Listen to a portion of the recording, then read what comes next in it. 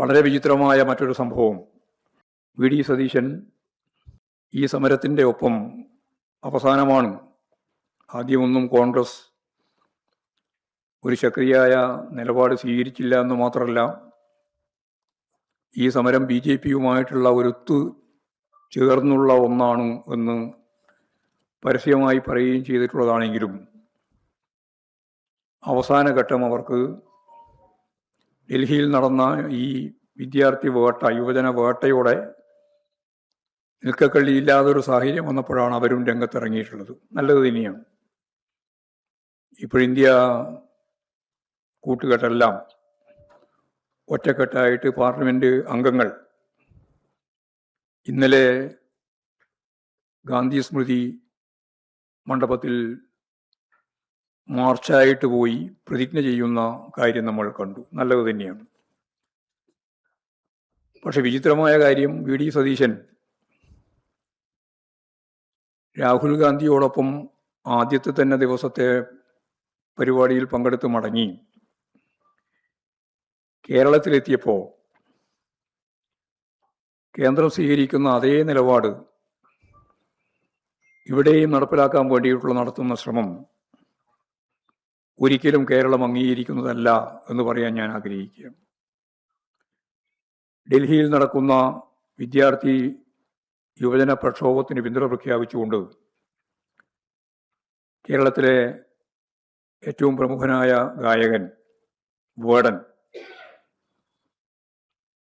Wrapper ഗായകനാണ്, നമുക്ക് എല്ലാവർക്കും അറിയുന്നതാണ് വേടനെ. വേടന്റെ നേതൃത്വത്തിൽ കൊച്ചിയിൽ നടത്തിയ പ്രതിഷേധ പരിപാടിക്കെതിരെ ഇപ്പോൾ കേസെടുത്തിരിക്കുകയാണ്. സ്വാഭാവികമായും കേന്ദ്രത്തിൽ കോൺഗ്രസ് നേതാവിൻ്റെ ഒപ്പം നിന്ന് സമരം നടത്തുക, നടപടികൾ ആരംഭിക്കുന്നതിന് മുമ്പ് പിന്മാറിയിട്ടുണ്ടെങ്കിലും അദ്ദേഹം ആ സമരത്തിൽ പങ്കാളി തന്നെയാണ്. പക്ഷെ ഇവിടെ വന്ന് വേടൻ മാത്രമല്ല, അവിടെ ഏറ്റവും പ്രധാനപ്പെട്ട കേരളത്തിന് തന്നെ ഫുട്ബോൾ മേഖലയിൽ ശ്രദ്ധേയനായ സി കെ വിനീത്, അതുപോലെ തന്നെ ഗായകൻ അലോഷി, എഴുത്തുകാരി നവമി, വേടൻ്റെ ഭാര്യയാണ്, തുടങ്ങിയവർക്കെല്ലാം എതിരായി ഇപ്പോഴും കേസ് എടുത്തിരിക്കുകയാണ്.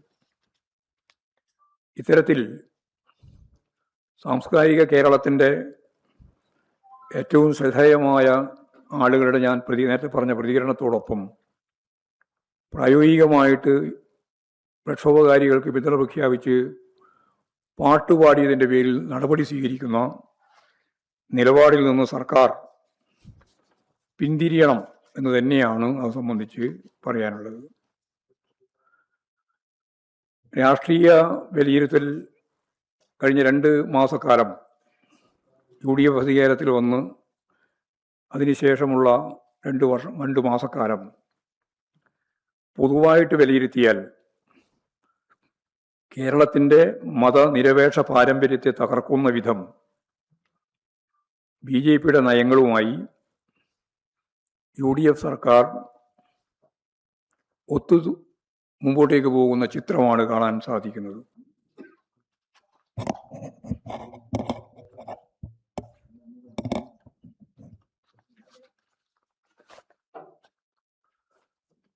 പാർട്ടി സംസ്ഥാന സെക്രട്ടേറിയറ്റും സംസ്ഥാന കമ്മിറ്റിയും ചേർന്ന് കഴിഞ്ഞ 5 സംസ്ഥാനങ്ങളിൽ നടന്ന തെരഞ്ഞെടുപ്പുമായിട്ട് ബന്ധപ്പെട്ട സെൻട്രൽ കമ്മിറ്റിയുടെ റിവ്യൂ റിപ്പോർട്ടും കേരളത്തിൻ്റെ രാഷ്ട്രീയ സാഹചര്യങ്ങൾ സംബന്ധിച്ചുള്ള റിപ്പോർട്ടും പാർട്ടി മെമ്പർഷിപ്പ് സ്ക്രൂട്ടിനി സംബന്ധിച്ചുള്ള പരിശോധനയും സഖാവ് MA baby, party general secretary ഉൾപ്പെടെ സഖാവ് പിണറായി വിജയൻ, സഖാവ് A വിജയരാഘവൻ തുടങ്ങിയ PB അംഗങ്ങൾ കൂടി പങ്കെടുത്ത് ചേരുകയുണ്ടായി. സഖാവ് CS സുജാതയുടെ അധ്യക്ഷതയിലാണ് യോഗം ചേർന്നത്. നേരത്തെ വിശദീകരിച്ചതുപോലെ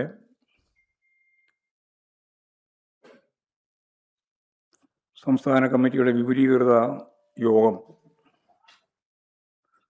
സെപ്റ്റംബർ 13, 14, 15 തീയതികളിലായി കോഴിക്കോട് വെച്ച് നടത്തുന്നതിന് പാർട്ടി സംസ്ഥാന കമ്മിറ്റി തീരുമാനിച്ചു. കേരളത്തിലെ പാർട്ടി മേലെ മുതൽ താഴെ വരെ പാർട്ടി സംഘടന എന്ന നിലയിലും പാർട്ടിയുമായിട്ട് ബന്ധപ്പെട്ട് നിൽക്കുന്നവരും അല്ലാത്തവരുമായ കേരളീയരായ 10,000-കണക്കിന് ആളുകളുടെ അഭിപ്രായങ്ങളും നിർദ്ദേശങ്ങളും എല്ലാം പാർട്ടിയുടെ മുമ്പിൽ ഉയർന്ന് വന്നു കഴിഞ്ഞിട്ടുള്ളത് പരിശോധിച്ച് റിവ്യൂ റിപ്പോർട്ട് താഴെത്തലം വരെ അവതരിപ്പിച്ച് സ്വാംശീകരിക്കാവുന്ന എല്ലാ കാര്യങ്ങളും ചേർത്ത് ഇനി അങ്ങോട്ട് പാർട്ടിയെ നയിക്കാൻ അടിമുടി ആവശ്യമായ മാറ്റം സംഘടനാപരവും പ്രത്യയശാസ്ത്രപരമായ മേഖലയിൽ ഉൾപ്പെടെ വളരെ ഫലപ്രദമായ നിലയിലുള്ള ഒരു ഇടപെടൽ നടത്താനാണ് ഈ വിപുലീകൃത സംസ്ഥാന കമ്മിറ്റി കൊണ്ട് പാർട്ടി ഉദ്ദേശിക്കുന്നത്. പാർട്ടിയെ ശക്തിപ്പെടുത്തി പാർട്ടിയുടെ എല്ലാ തലങ്ങളിലുമുള്ള പാർട്ടി ഇടപെടൽ ശക്തിപ്പെടുത്താനും വിപുലീകരിക്കാനും ഊർജ്ജസ്വലമായി മുന്നോട്ടേക്ക് നയിക്കാനും സാധിക്കുന്ന ഒരു പുതുക്കി പണിയുന്ന രീതി ഈ വിപുലീകൃത സംസ്ഥാന കമ്മിറ്റി യോഗത്തിലൂടെ പാർട്ടി ലക്ഷ്യമിടുകയാണ്. പാർട്ടിയുടെ സർവതല സ്പർശിയായ മേഖലയിൽ ഇടപെട്ട് ജനങ്ങളുമായിട്ടുള്ള ബന്ധം ശക്തിപ്പെടുത്തി അതിവേഗം പാർട്ടിക്ക് കേരളത്തിൽ ശക്തിയായ മുന്നേറ്റം സൃഷ്ടിക്കാനാവുന്ന തരത്തിലുള്ള ഭൂജന സംഘടനകളുടെയും വർഗസംഘടനകളുടെയും എല്ലാ തരത്തിലുള്ള പാർട്ടി പ്രവർത്തനവും ശക്തിപ്പെടുത്താൻ ഈ വിപുലീകൃത സംസ്ഥാന കമ്മിറ്റിയിലൂടെ സാധിക്കും എന്നാണ് പാർട്ടി പ്രതീക്ഷിക്കുന്നത്. അത്തരത്തിലുള്ള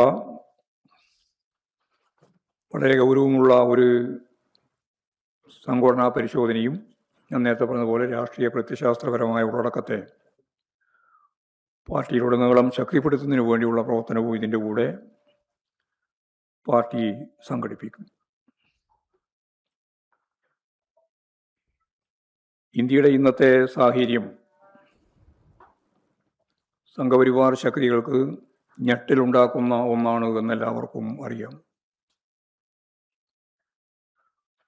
രാജ്യത്തെ കുത്തഴിഞ്ഞ വിദ്യാഭ്യാസ സമ്പ്രദായത്തിനെതിരെ ഡൽഹി ജന്തർ മന്ദിറിൽ CJPയുടെ ആഭിമുഖ്യത്തിൽ ആരംഭിച്ച വിദ്യാർത്ഥികളും യുവാക്കളും നടത്തിക്കൊണ്ടിരിക്കുന്ന സമരം ചരിത്രത്തിൻ്റെ താളുകളിൽ ഇപ്പോൾ രേഖപ്പെടുത്തപ്പെട്ടിരിക്കുകയാണ്. ആ സമരത്തെ അടിച്ചമർത്താനുള്ള കേന്ദ്ര സർക്കാരിൻ്റെ എല്ലാ ശ്രമങ്ങളെയും അതിജീവിച്ചാണ് പുതിയ തലമുറ സമരം തുടരുന്നത്. പുതിയ തലമുറയെ പറ്റിയുള്ള നമ്മുടെ ധാരണ ഒരു വലതുപക്ഷവൽക്കരണത്തിൻ്റെ ഭാഗമായിട്ടുള്ള ഒരു പൊതുബോധം, അവർ രാഷ്ട്രീയമുള്ളവരല്ല, അവർ അരാഷ്ട്രീയവാദികളാണ്, അവർ ഈ രാഷ്ട്രീയം ശ്രദ്ധിക്കുന്നില്ല എന്നുള്ള ആരോപണമായിരുന്നു പൊതുവെ രാഷ്ട്രീയ പ്രസ്ഥാനങ്ങൾ ഉൾപ്പെടെ പലരും മുന്നോട്ടേക്ക് വെച്ചത് ഈ വലതുപക്ഷവൽക്കരണത്തിൻ്റെ ഭാഗമായിട്ട്. എന്നാൽ അതല്ല, എത്ര ശക്തമത്തായ അടിച്ചമർത്തലുകൾ ഉണ്ടായാലും അവർ മുന്നോട്ടേക്ക് വെച്ച രാഷ്ട്രീയ മുദ്രാവാക്യം തന്നെ അതുമായി ഞങ്ങൾ മുന്നോട്ടേക്ക് പോകുമെന്ന് പ്രായപൂർത്തിയാവാത്ത വിദ്യാർത്ഥികളും വിദ്യാർത്ഥിനികളും അവരോടൊപ്പം ചേർന്ന യുവാക്കളും സജീവമായിട്ട് മുന്നോട്ടേക്ക് വരുന്നൊരു കാഴ്ചയാണ് നമ്മൾ കണ്ടത്. രാജ്യത്തെമ്പാടും വലിയ രീതിയിലുള്ള പ്രതിഷേധം ഈ കുട്ടികൾക്ക് നേരെ, യുവാക്കൾക്ക് നേരെ നടന്ന കടന്നാക്രമത്തിൻ്റെ ഭാഗമായിട്ട് ഉണ്ടായിട്ടുണ്ട്.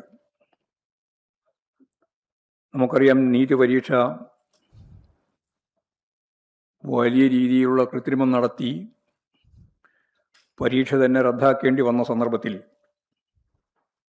സമ്മർദ്ദം സഹിക്കാതെ 20ലധികം കുട്ടികളാണ് കേരളത്തിലുൾപ്പെടെ ആത്മഹത്യ ചെയ്തത്. അതിനിടയാക്കിയ വിദ്യാഭ്യാസ വകുപ്പ് കൈകാര്യം ചെയ്യുന്ന മന്ത്രി ധർമ്മേന്ദ്ര പ്രധാൻ രാജിവെക്കണമെന്ന മുദ്രാവാക്യമാണ് ഈ വിദ്യാർത്ഥികളും യുവാക്കളുമെല്ലാം മുന്നോട്ടേക്ക് വെക്കുന്നത്. അതിനെ കേട്ടുകേൾവിയില്ലാത്ത രീതിയിൽ സമീപകാലത്തൊന്നും ഡൽഹി കാണാത്ത രീതിയിലുള്ള പട്ടാളത്തെയും സായുധ സൈന്യത്തെയും വിഭാഗങ്ങളെയും അർദ്ധസൈനിക വിഭാഗത്തെയും എല്ലാം യോജിപ്പിച്ചണിനിരത്തിക്കൊണ്ടാണ് നരനായാട്ട് കേന്ദ്ര സർക്കാർ സംഘപരിവാർ വിഭാഗം നടത്തിയിട്ടുള്ളത്. യഥാർത്ഥത്തിൽ കുട്ടികൾക്ക് നേരെ നടന്ന ഈ ശക്തിയായിട്ടുള്ള കടന്നാക്രമം ഇന്ത്യൻ ജനാധിപത്യ മനസ്സിനെ എത്രത്തോളം സ്വാധീനിച്ചു എന്ന് മനസ്സിലാക്കാൻ സാധിക്കുന്നതാണ് സമരമുഖത്ത് വന്ന ഈ കുട്ടികളും യുവാക്കളും സഹിച്ച ത്യാഗത്തെ സംബന്ധിച്ചുള്ള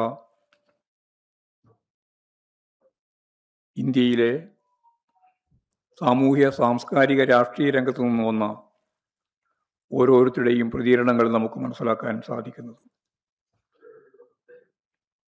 പെൺകുട്ടികൾ ഉൾപ്പെടെ സമരമുഖത്തുള്ള നിരവധി ആളുകൾക്ക് നേരെ കടന്നാക്രമണം നടന്നു. ഒരു കുട്ടി ഇപ്പോഴും ആശുപത്രിയിൽ വെന്റിലേറ്ററിൽ കിടക്കുകയാണ്. 21 വയസ്സ് പ്രായമുള്ള ഒരു പെൺകുട്ടി. പോലീസ് അതിക്രമത്തിനെതിരായി സാംസ്കാരിക പ്രവർത്തകരും ചലച്ചിത്ര പ്രവർത്തകരും എല്ലാം ശക്തിയായിട്ട് പ്രതികരിക്കാൻ തുടങ്ങിയിരിക്കുകയാണ്. കേരളത്തിലെ ഏറ്റവും പ്രമുഖരായ മമ്മൂട്ടി, മഞ്ജു വാര്യർ, ദുൽഖർ സൽമാൻ, വിസ്മയ മോഹൻലാൽ, ടോവിനോ തോമസ്, ആസിഫ് അലി, ജോജു ജോർജ്, ഭാവന, കുഞ്ചാക്കോ ബോവൻ, ഇന്ദ്രജിത്ത് തുടങ്ങി സാംസ്കാരിക രംഗത്ത് അറിയപ്പെടുന്ന ആളുകൾ പ്രതിഷേധവുമായി രംഗത്ത് വന്നിട്ടുണ്ട്. ഇന്ത്യയുടെ നാനാഭാഗത്തു നിന്നും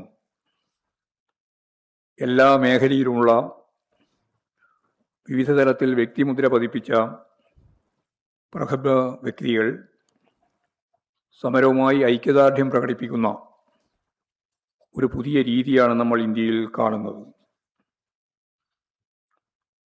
സോനം വാങ്ചുക്കിൻ്റെ നിരാഹാരം ഇപ്പോഴും അവസാനിപ്പിച്ചിരിക്കുകയാണ്.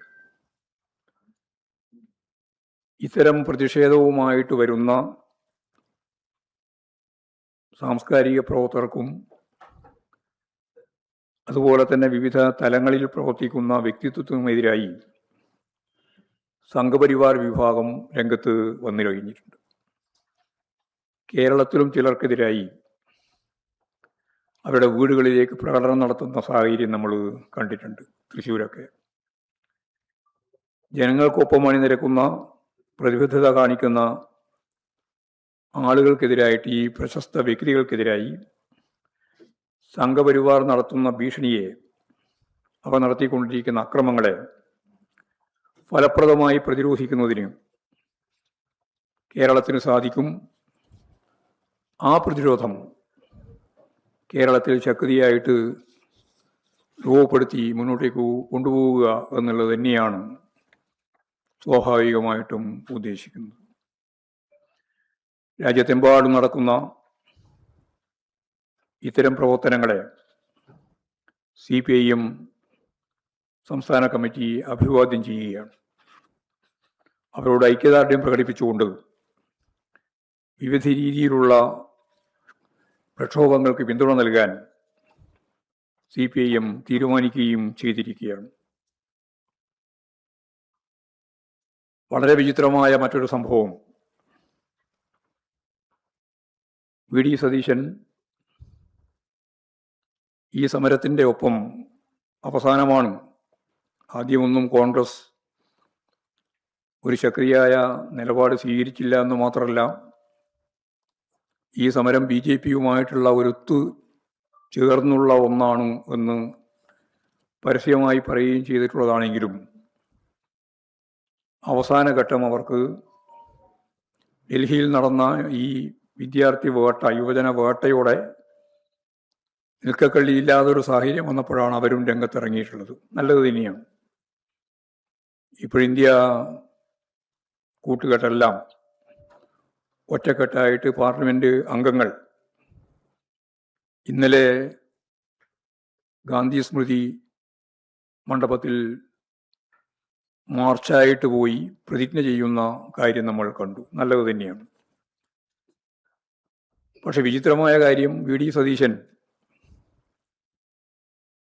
രാഹുൽ ഗാന്ധിയോടൊപ്പം ആദ്യത്തെ തന്നെ ദിവസത്തെ പരിപാടിയിൽ പങ്കെടുത്ത് മടങ്ങി കേരളത്തിലെത്തിയപ്പോൾ കേന്ദ്രം സ്വീകരിക്കുന്ന അതേ നിലപാട് ഇവിടെയും നടപ്പിലാക്കാൻ വേണ്ടിയിട്ടുള്ള നടത്തുന്ന ശ്രമം ഒരിക്കലും കേരളം അംഗീകരിക്കുന്നതല്ല എന്ന് പറയാൻ ഞാൻ ആഗ്രഹിക്കുകയാണ്. ഡൽഹിയിൽ നടക്കുന്ന വിദ്യാർത്ഥി യുവജന പ്രക്ഷോഭത്തിന് പിന്തുണ പ്രഖ്യാപിച്ചുകൊണ്ട് കേരളത്തിലെ ഏറ്റവും പ്രമുഖനായ ഗായകൻ വേടൻ, റാപ്പർ ഗായകനാണ്, നമുക്ക് എല്ലാവർക്കും അറിയുന്നതാണ് വേടനെ. വേടന്റെ നേതൃത്വത്തിൽ കൊച്ചിയിൽ നടത്തിയ പ്രതിഷേധ പരിപാടിക്കെതിരെ ഇപ്പോൾ കേസെടുത്തിരിക്കുകയാണ്. സ്വാഭാവികമായും കേന്ദ്രത്തിൽ കോൺഗ്രസ് നേതാവിൻ്റെ ഒപ്പം നിന്ന് സമരം നടത്തുക, നടപടികൾ ആരംഭിക്കുന്നതിന് മുമ്പ് പിന്മാറിയിട്ടുണ്ടെങ്കിലും അദ്ദേഹം ആ സമരത്തിൽ പങ്കാളി തന്നെയാണ്. പക്ഷെ ഇവിടെ വന്ന് വേടൻ മാത്രമല്ല, അവിടെ ഏറ്റവും പ്രധാനപ്പെട്ട കേരളത്തിന് തന്നെ ഫുട്ബോൾ മേഖലയിൽ ശ്രദ്ധേയനായ CK വിനീത്, അതുപോലെ തന്നെ ഗായകൻ അലോഷി, എഴുത്തുകാരി നവമി, വേടൻ്റെ ഭാര്യയാണ്, തുടങ്ങിയവർക്കെല്ലാം എതിരായി ഇപ്പോൾ കേസ് എടുത്തിരിക്കുകയാണ്. ഇത്തരത്തിൽ സാംസ്കാരിക കേരളത്തിൻ്റെ ഏറ്റവും ശ്രദ്ധേയമായ ആളുകളുടെ ഞാൻ നേരത്തെ പറഞ്ഞ പ്രതികരണത്തോടൊപ്പം പ്രായോഗികമായിട്ട് പ്രക്ഷോഭകാരികൾക്ക് പിന്തുണ പ്രഖ്യാപിച്ച് പാട്ടുപാടിയതിൻ്റെ പേരിൽ നടപടി സ്വീകരിക്കുന്ന നിലപാടിൽ നിന്ന് സർക്കാർ പിന്തിരിയണം എന്ന് തന്നെയാണ് അത് സംബന്ധിച്ച് പറയാനുള്ളത്. രാഷ്ട്രീയ വിലയിരുത്തൽ കഴിഞ്ഞ 2 മാസക്കാലം UDF അധികാരത്തിൽ വന്ന് അതിനുശേഷമുള്ള 2 മാസക്കാലം പൊതുവായിട്ട് വിലയിരുത്തിയാൽ കേരളത്തിൻ്റെ മതനിരപേക്ഷ പാരമ്പര്യത്തെ തകർക്കുന്ന വിധം BJPയുടെ നയങ്ങളുമായി UDF സർക്കാർ മുമ്പോട്ടേക്ക് പോകുന്ന ചിത്രമാണ് കാണാൻ സാധിക്കുന്നത്. BJPയുമായുള്ള UDFന്റെ ബന്ധം അസംബ്ലി തെരഞ്ഞെടുപ്പുമായിട്ട് ബന്ധപ്പെട്ട് 30 മണ്ഡലങ്ങളിൽ BJP വോട്ടുകൾ UDFന് അനുകൂലമായിട്ട് നൽകിയതിൻ്റെ കൂടി പശ്ചാത്തലത്തിലാണ് അവർക്ക് ഈ വിജയമുണ്ടാക്കാനായത് എന്ന് ഞങ്ങൾ തന്നെ നേരത്തെ ചൂണ്ടിക്കാണിച്ചതാണ്. അതിപ്പോഴും ആ ബന്ധം തുടരുകയാണ്. വർഗീയ ധ്രുവീകരണത്തിന് കഴിഞ്ഞ 10 വർഷക്കാലം ഇട നൽകാത്ത LDFന്റെ ഭരണകാലം എല്ലാവർക്കും ഓർമ്മയുണ്ട്. എന്നാൽ വർഗീയ ധ്രുവീകരണത്തിലേക്ക് കേരളത്തെ നീക്കുന്നതിന് വേണ്ടിയുള്ള ശ്രമമാണ് BJPയും അതിൻ്റെ ഒപ്പം തന്നെ മിക്കവാറും ചേർന്നുകൊണ്ട് UDFും നടത്തിക്കൊണ്ടിരിക്കുന്നത്. വർഗീയ സംഘർഷങ്ങൾ UDFന്റെ കാലത്ത് എല്ലാ കാലത്തും നമ്മൾ കണ്ടിട്ടുള്ളത് തന്നെയാണ്. അപ്പോൾ ഇത്തരത്തിൽ നടത്തിക്കൊണ്ടിരിക്കുന്ന BJPയുടെയും UDFന്റെയും മുദ്രാവാക്യങ്ങളും കാഴ്ചപ്പാടുകളും ഒരേ രീതിയിൽ സ്വരൂപിച്ച് മുമ്പോട്ടേക്ക് പോകുന്ന കാവ്യവൽക്കരണ നടപടികളെ നമുക്ക് എതിർക്കാതിരിക്കാൻ സാധിക്കുന്നതല്ല. ഒരുപാട് കാര്യങ്ങൾ നേരത്തെ ചൂണ്ടിക്കാണിച്ചതാണ്, അതുകൊണ്ട് ഞാൻ ആവർത്തിക്കുന്നില്ല. ഇപ്പോഴും ഏറ്റവും അവസാനം വഖഫ് ബോർഡ് വിഷയത്തിൽ അവരെടുത്ത നിലപാട് കോൺഗ്രസിൻ്റെയും BJPയുടെയും നിലപാട് ഒന്ന് തന്നെയാണ്. സംസ്ഥാന വഖഫ് ബോർഡിൻ്റെ കാര്യത്തിൽ കേന്ദ്ര സർക്കാരിൻ്റെ നയങ്ങൾക്ക് കീഴടങ്ങുന്ന സമീപനം വി.ഡി. സതീശനും മുസ്ലിം ലീഗും അവരുടെ സർക്കാർ ഇപ്പോൾ സ്വീകരിക്കുകയാണ്. വഖഫ് ബോർഡിൽ 2 അമുസ്ലിങ്ങളെ നിയമിക്കുക എന്നത് കേന്ദ്രത്തിൻ്റെ നിലപാടായിരുന്നു. അത് വർഗീയ ധ്രുവീകരണത്തിൻ്റെ ഭാഗം തന്നെയുള്ള അജണ്ടയാണ്. ഇതിനെതിരായിട്ട് കേരളത്തിൽ നിയമസഭ പ്രമേയം പാസാക്കി ഏകകണ്ഠമായിട്ട് വഖഫ് ബോർഡിലേക്ക് 2 മുസ്ലിങ്ങളെ അതിൻ്റെ ഡയറക്ടർമാരായി നിയമിക്കാൻ പാടില്ല എന്ന കാര്യം വെച്ചുകൊണ്ടാണ്. അത്തരത്തിലുള്ള കേന്ദ്ര നിയമത്തിനെതിരായി കേരളം സുപ്രീം കോടതിയിൽ കേസ് നടത്തിക്കൊണ്ടിരിക്കുകയാണ്. ഹർജി ഇപ്പോഴും സുപ്രീം കോടതി പരിഗണിച്ച് തീർപ്പാകുന്നതിന് മുമ്പ്